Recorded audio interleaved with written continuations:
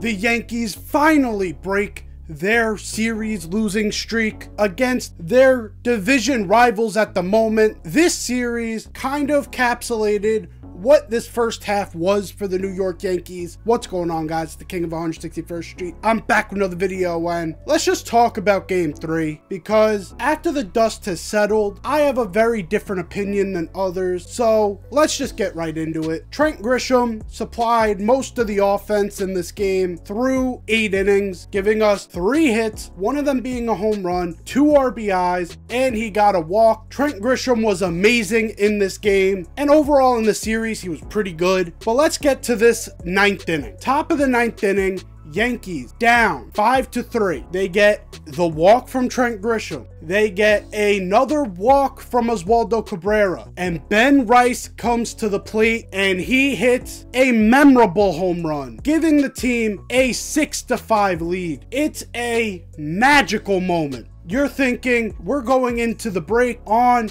a sweep of the Baltimore Orioles, an absolute amazing moment. Then we go to the bottom of the 9th. The bottom of the 9th encapsulated what this first half was for the New York Yankees. You had Clay Holmes on the mound looking to take home the save and complete the sweep. He was wild. Could not throw a strike. He walks O'Hearn and gives up a single to start this inning. Gets 1 out off of a ground out. Starts Gunnar Henderson off 3-0. Comes back and strikes him out. You start to exhale a little bit. After that, 2 on, 2 out. Then Adley Rutschman comes to the plate and Clay Holmes walks him as well. 2 walks and a single to load the bases with 2 outs. Then tragedy starts. A ground ball to Anthony Volpe. Any major league shortstop should be able to make this play with ease. Yankees should have had this game wrapped up, but Anthony Volpe fucks up the play, drops the ball, tries to get the out at second.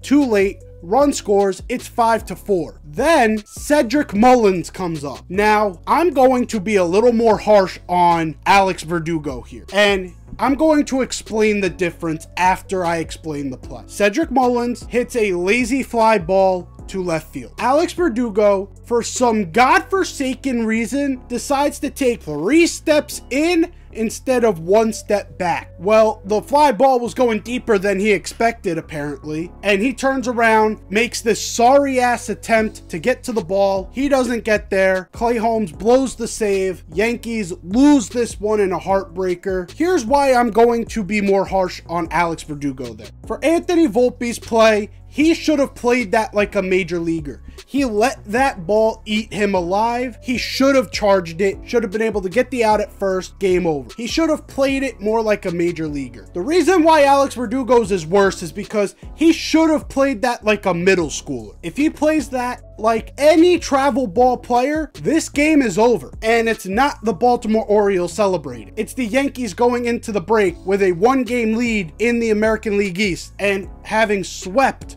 the Baltimore Orioles. You are taught fundamentally as an outfielder, your first step should always be back. You never take a first step forward because it's a lot easier to charge at a ball than it is to retreat towards a ball. And Alex Verdugo has been playing like a Gold Glove left fielder. For all of his struggles at the plate, his glove has been a constant. So for him to misjudge this ball that badly, and they showed a replay after the game, exactly what Alex Verdugo would have saw. It was an angle from left field. And when I see that ball go in the air, I have zero idea what Alex Verdugo was looking at to make him charge the ball. There's a chance he was looking at the swing more than he was looking at the ball. I don't know where this idea came from. For major leaguers, you have to judge fly balls based off of the way they swing. Everyone knows that in Camden Yards, the ball flies. It's been a thing, especially between these two teams, forever. Back when Baltimore sucked, it was a major talking point. That's the reason why they pushed the wall back and made that atrocity that is left field in Camden Yards. Because the ball flies in Baltimore. If you read that ball based off of its flight, at the start, there's no way you take that step forward. You take a step back, you take a couple steps back, easy fly ball, game is over. Both of those plays are must-make plays. There is no reason why a major leaguer should be fucking up on either of those plays. And I'm seeing people right now trying to compare whose was worse and who's really responsible for this game. And to be honest, it's everyone. And by everyone, I mean it's Verdugo's fault, it's Volpe's fault, and it is also Clay Holmes' fault. He came into this game and was wild from Jump Street. He is giving away far too many free passes and does not have the flame-throwing stuff that can mask what happened out there. Like, an Aroldis Chapman at times can get away with it because he's got 102 in his back pocket. People are scared of his fastball. Someone like Felix Bautista, when he was playing, he could get away with being a little wild because people were afraid of his fastball. Clay Holmes can get it up to 97, 98. No one's afraid of that anymore. You're seeing starters throw that. Watch Paul Skeens. He throws that on a daily basis. So you're not a force in terms of your fastball, and you're wild. That is not a good combination for when you come into a game. And he came into this game tied for the most blown saves in the American League with 5. This made it 6. And although he executed twice to get out of this game, he is still responsible because he gave up the 2 walks. The base hit was off of a pitch that he misexecuted. He was responsible for the bases becoming loaded. After that, Anthony Volpe is responsible for this game not ending 5-3. And Alex Verdugo is responsible for how this game ended. There is no pedestal for these 3 guys. All 3 of them have the same amount of culpability. And this is going to affect what the Yankees look for at the trade deadline, because everyone knew the Yankees were going to look for bullpen help. But do they now start to shift their focus towards a higher leverage reliever because Clay Holmes has been very shaky? Do they start to look for a left fielder? Because like I said before, Alex Verdugo at the plate lately has been awful. His body language has been bad as well because he's not hustling at all. He's getting very down on himself. And this is probably where that defensive mishap comes from, because a lot of major leaguers say when you're struggling at the plate, it affects how you play the game overall. And you see it at times with other guys. That's probably what's happening with Verdugo here, where he's hit a wall and now he's in his own head and he makes mistakes like that. I also made a bigger example out of Verdugo because Anthony Volpe, at least, yeah, he costed us a run. Well, he was also responsible for one of the runs coming in. He was the one who scored the run. He got into scoring position for Trent Grisham to drive him in. So Anthony Volpe hopefully starting to get his swing back. But Alex Verdugo is definitely in a situation right now where his job is at stake. Last year of his deal could be valuable to a team is possibly trying to contend for a wild card spot because of the potential that he has shown. He also is a locker room guy that can galvanize the team. That would help a team trying to rise up the ranks into the wild card and things like that. But this game was a heartbreak, and everyone can admit this should not have happened. Most likely will not happen again. Anthony Volpe is too good of a fielder for this to happen again. Alex Verdugo is too good of a fielder for this to happen again. My thoughts on the whole series. This series was a massive win for the New York Yankees. I know Aaron Boone was getting a bunch of flack for what he said in the post game because of the way this game ended. But I agree 100% with what he said. You saw growth out of this series. You saw people starting to get out of their slide. You saw a guy like I said, Trent Grisham looked really good in this series. Juan Soto coming into the Tampa Bay series was not looking good. He was swinging at first pitches and he was just popping them up. Well, this series, he was on point. Aaron Judge was losing his power stroke. Well, he hit 2 home runs in this series. You have different guys who stepped up for you. You also had a rotation that had not gone past the 5th inning in a whole rotation. And then you had Garrett Cole and Luis Gil.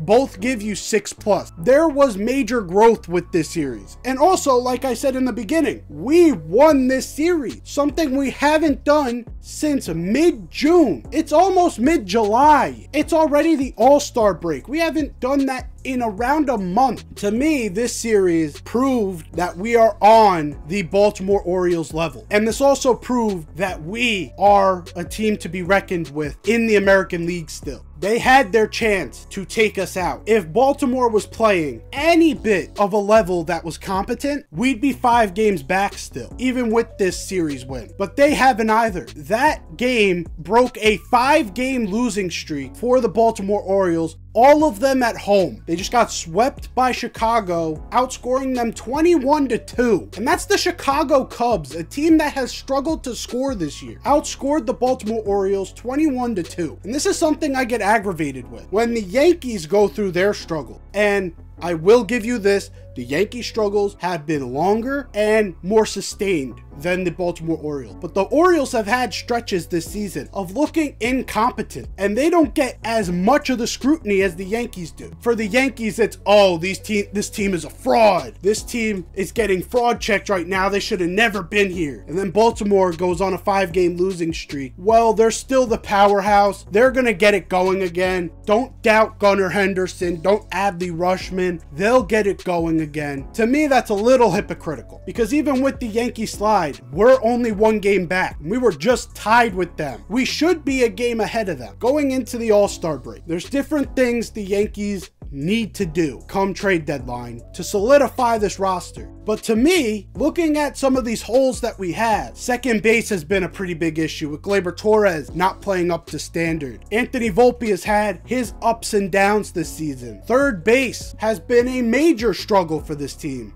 Outside of the Oswaldo start to the season, there has not been a consistent guy to give us production at third base. I know DJ started to pick it up, but he's also back down again. Been a major struggle at third base, something that we may have to figure out at the deadline. Our bullpen has been very up and down. There was a moment in the season where Clay Holmes was the most dominant closer in baseball. Now we're questioning if he even belongs as a closer. Right now we're relying on the miraculous seasons of Luke Weaver and Michael Tonkin to take this bullpen to the promised land. They're gonna have to solve some things out in the bullpen. Left field is starting to become an issue because of Verdugo's wall. Yet the Yankees still have a chance to be the first team in the American League to get to 60 wins. After a month of going like 5-19 or some bullshit like that, it's crazy that people think we're bottom feeders because of this month. We're record-wise a game behind Baltimore, but we're top 3 in the American League still. Cleveland has struggled with their pitching. I already explained to you these struggles with Baltimore. They couldn't hit. Their starting pitching is totally scrapped because of injury, and their bullpen is weak. To me, there is no dominant force in the American League, leaving the door open for a team like the Yankees, who have shown when they get hot, they get fucking hot, that we can take this to the promised land. I am not afraid of Baltimore anymore. I'm not afraid of Cleveland ever. And there's no other team in the American League even close. Boston's chasing, and they are an X factor.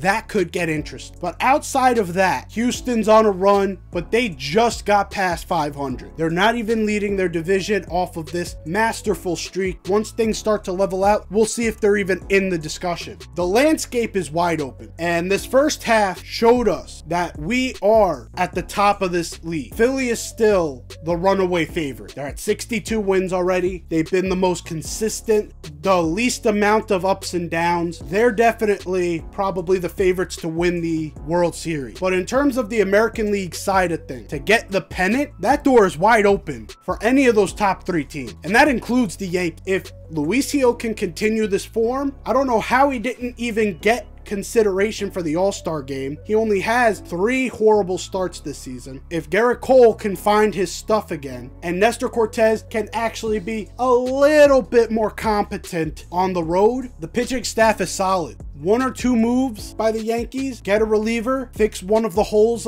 in the offense, either third base or get the utility guy in Jazz that can either play left, can play center at times, playing primarily at second, another left-handed bat that can hit nukes over that short porch. A couple moves, and this team is a perennial World Series contender. I'm glad that the slide is over in terms of series. We have the All-Star break now. Hopefully, guys like Verdugo and Volpe can shake that game off, come back, and be reinvented like they were to start this season. Because a little more consistency out of some of the others. Because we know Juan Soto is going to be great. We know Aaron Judge is going to be great. It's really about the guys like Torres, Verdugo, Volpe, Stanton when he comes back. It's up to them to make this lineup great again. But I have belief that this team is going to turn things around, continue a season that is still must win in terms of the championship. Anyways, guys, hopefully you enjoyed. I'm going to try and get a couple more videos out during the All-Star break. We'll see how that goes. If I don't, I'll see you guys for the next series. We have Tampa Bay after this All-Star break in a weird 4-game set going from Friday all the way to Monday. This team is good. There's a lot of doomers out there that'll tell you the season's over. The season's far from over. Can we end up as like a wild card team? Yeah, we could still do that. Can we end up running away with this division? Of course. That's why we watch the game. Subscribe if you're new. Like the video if you enjoyed. I'm out of here. Take care and peace.